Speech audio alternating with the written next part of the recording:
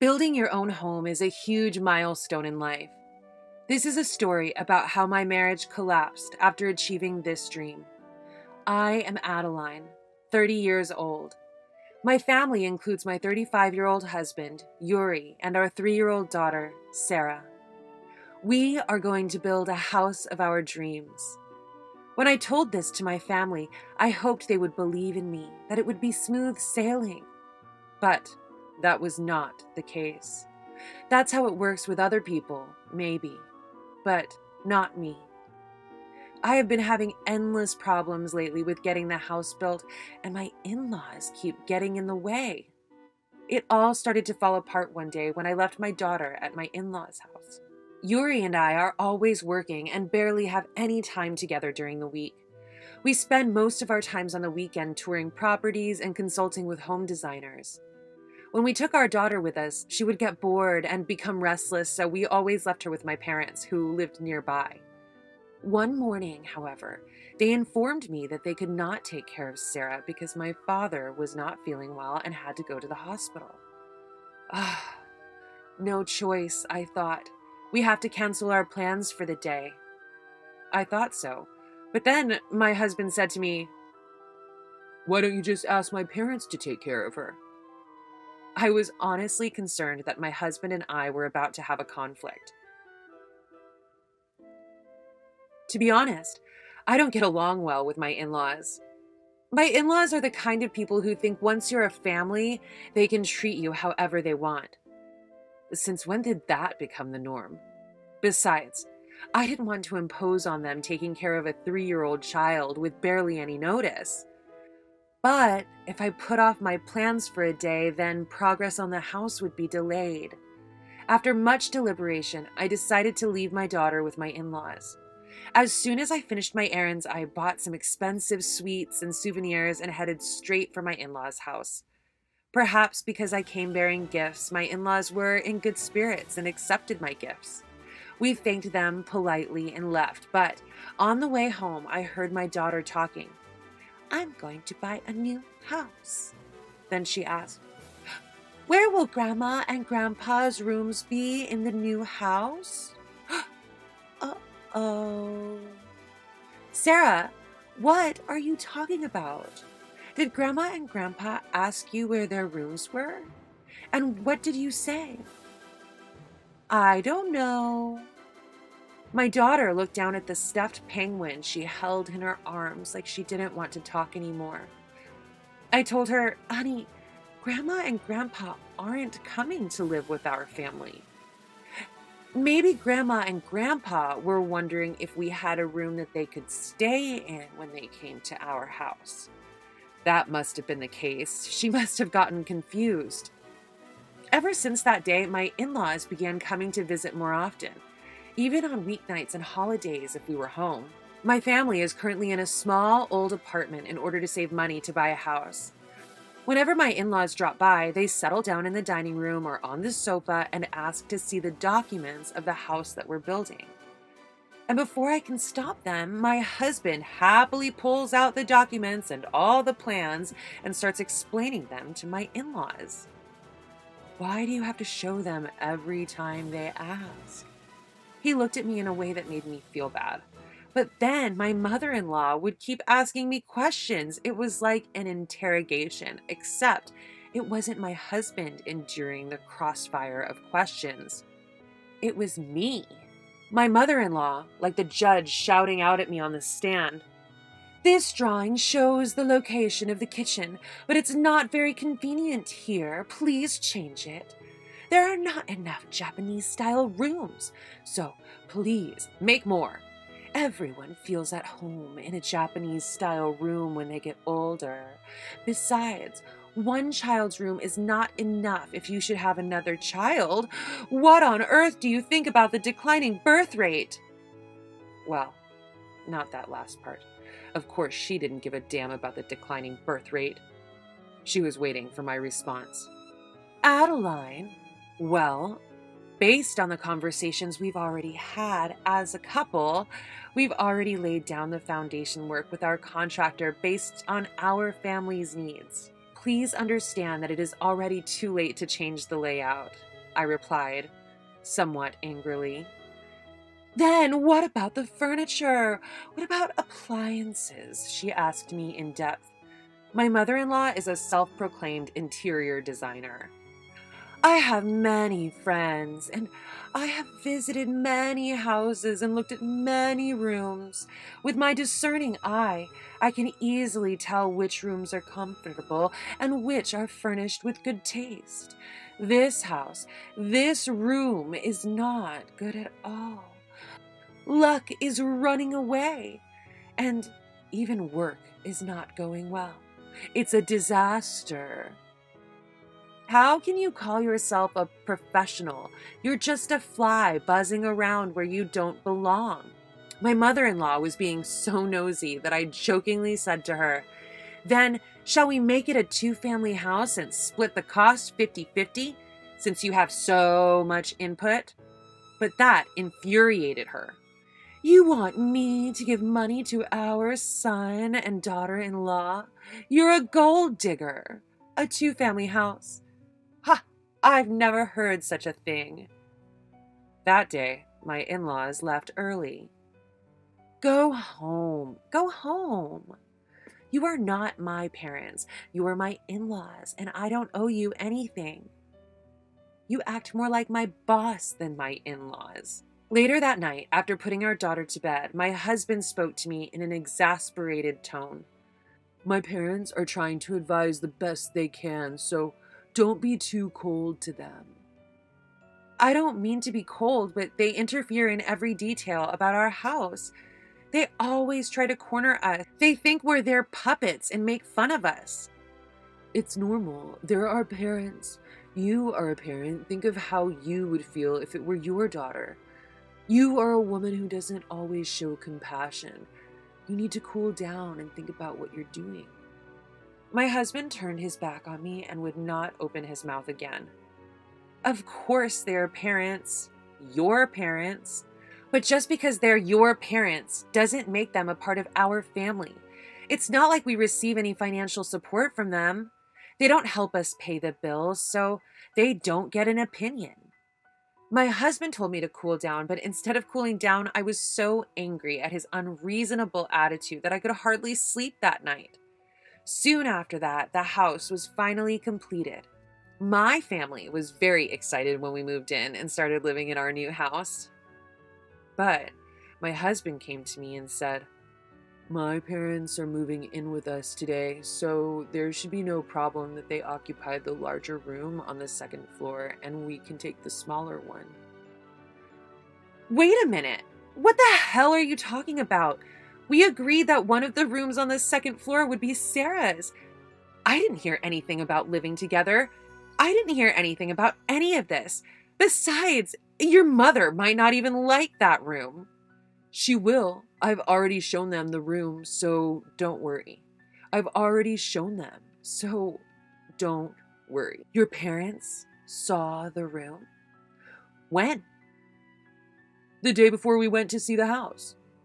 Wait a minute, let me get this straight. Your parents came to see the house before we did? That's right. They said they wanted to see the house, so I lent them my key. It's okay to look at it. It doesn't hurt anything.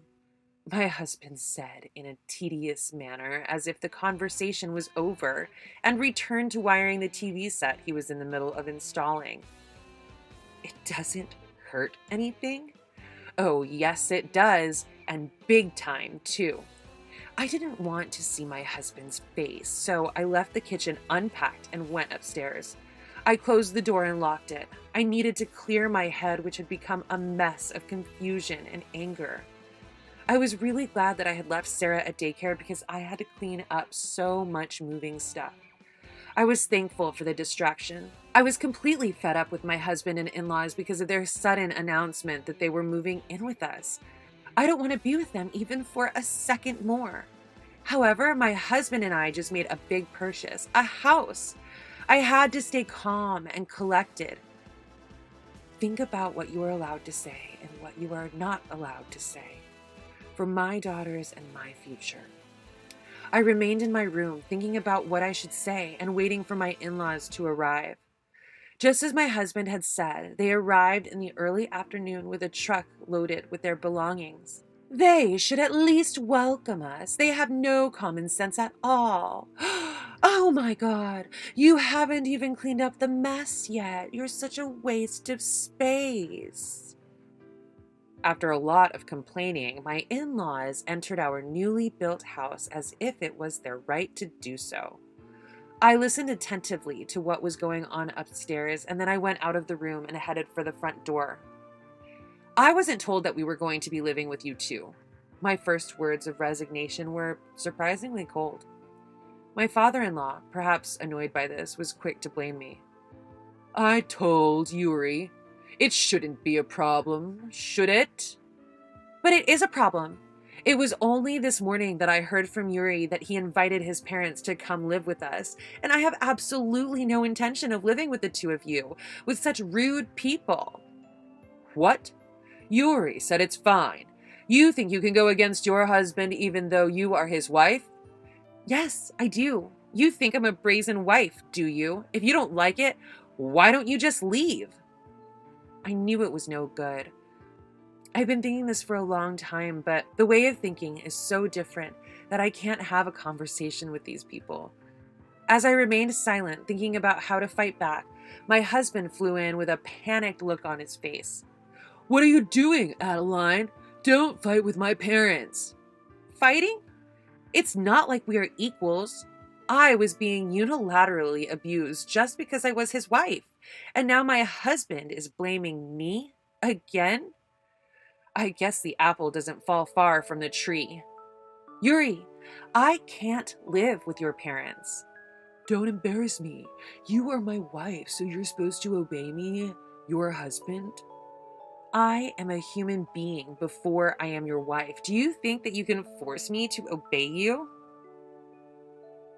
My father-in-law, who was listening to our conversation, said, I don't want that kind of wife for you.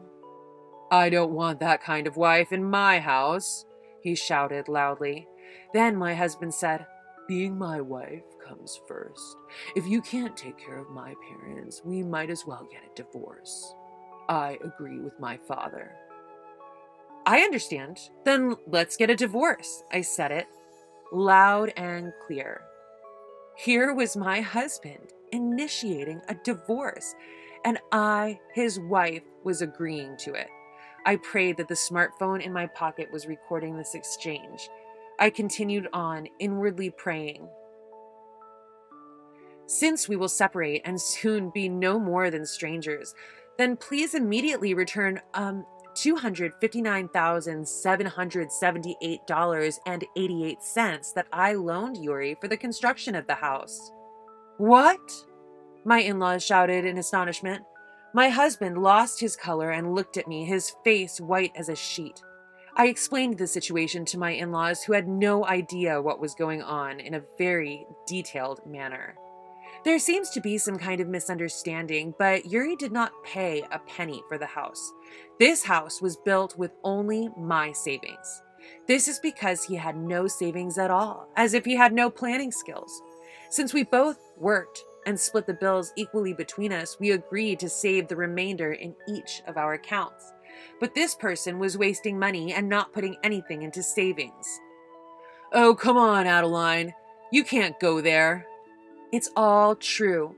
But when it came time to buy a house, he refused to budge. He wanted the house to be in my name. That's why I lent you the money, didn't I? I have an IOU, so you can't pretend it never happened. Oh, no. Leaving my husband and in-laws stunned, I quickly packed my suitcase and overnight bag full of my valuables, clothes, and my daughter's favorite toys. I made sure not to forget my daughter's favorite penguin under my arm. I loaded them into my own Mini Cooper and quickly started the car. I said goodbye to the new house I had known so briefly. Then I picked up my daughter from daycare and headed for my parents' house. My parents were quite surprised to see me show up out of the blue, dressed in sweatpants and carrying a large amount of luggage. If it's too urgent or inconvenient, I can go to a business hotel, I said with reserve. Then my parents hurried to stop me before I could turn around and leave. I thought maybe they were just worried that I would be taking their granddaughter along with me. In fact, the opposite was true. They had sworn to protect me at all costs. Anyway, I told my parents about the situation. I told them that I was leaving my husband, who had not a single good thing to say about me, and that I wanted to take my daughter and raise her. They promised to cooperate with me fully. They also told me to live at home for a while. This was a very generous offer, as I was working. I spent that evening compiling and documenting everything that had happened so far with my husband and in-laws. I also saved the audio data of my conversations with my husband and in-laws, which I had recorded on my phone, to my computer and external media. With these in hand, I visited several lawyers' offices, taking full advantage of my paid time and weekends. Finally, I found a lawyer whom I felt I could trust, and I sent him a formal request. I was doing so much that a week passed in the blink of an eye since that day when I ran out of my beautiful new house. When I left the office after work that day, there was someone waiting for me. It was my husband. I would like to say that he was my ex-husband, but unfortunately, until the divorce was settled, he was still my husband for all intents and purposes. I had nothing to say to my husband, but I was afraid that he would get upset and do something to me. So we went into a coffee shop together, looking for a place where we could be seen. I remembered to turn on the recording function on my phone just in case. I asked my husband as calmly as I could, "Is there something you want to talk about?" Yes, that's it.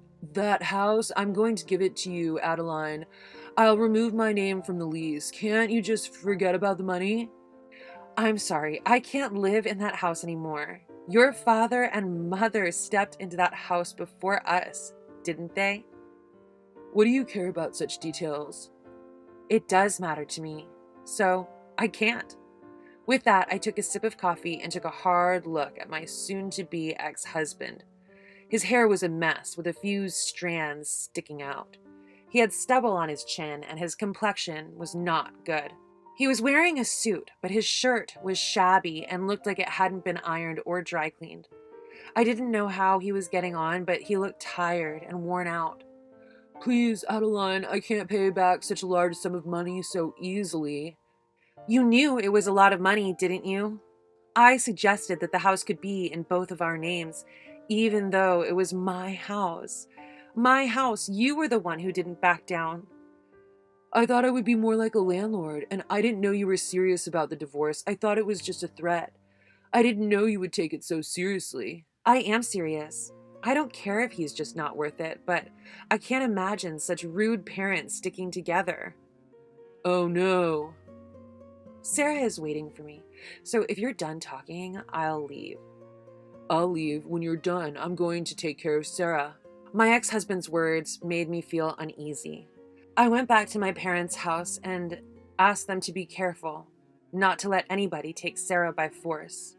A few days after my ex-husband's visit, I received a call that a couple who looked like my in-laws at the daycare center were trying to pick up Sarah. I left early and rushed to the daycare center.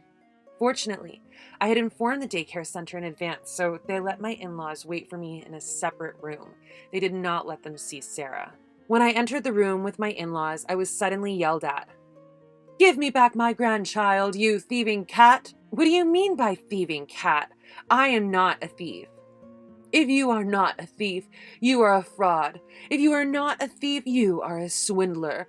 Otherwise, there is no way I would have had that much money at your age. No, all the money I lent to Yuri was my own. It's what I got fair and square. It's a combination of my own money, my parents, and what my grandmother gave me as a gift before she died. A gift? That's right. Every year they deposited the amount of money that would not be subject to tax into an account in my name. That total, the money from the sale of the stock certificates in my name, and my savings that I had been saving, all added up. We can't believe it was really Adeline's money. You mean you didn't think to make a gift to our son before you died? You can do it now, can't you? My father-in-law let out a groan and fell silent. My in-laws are showy, vain, and love luxury more than anything else. They are an ordinary working class family, and since they do not have unearned income, they do not have a lot of savings. It is obvious that he would never have thought of making a gift during his lifetime. I am sorry, but Yuri and I are getting a divorce. I will take Sarah in and raise her myself.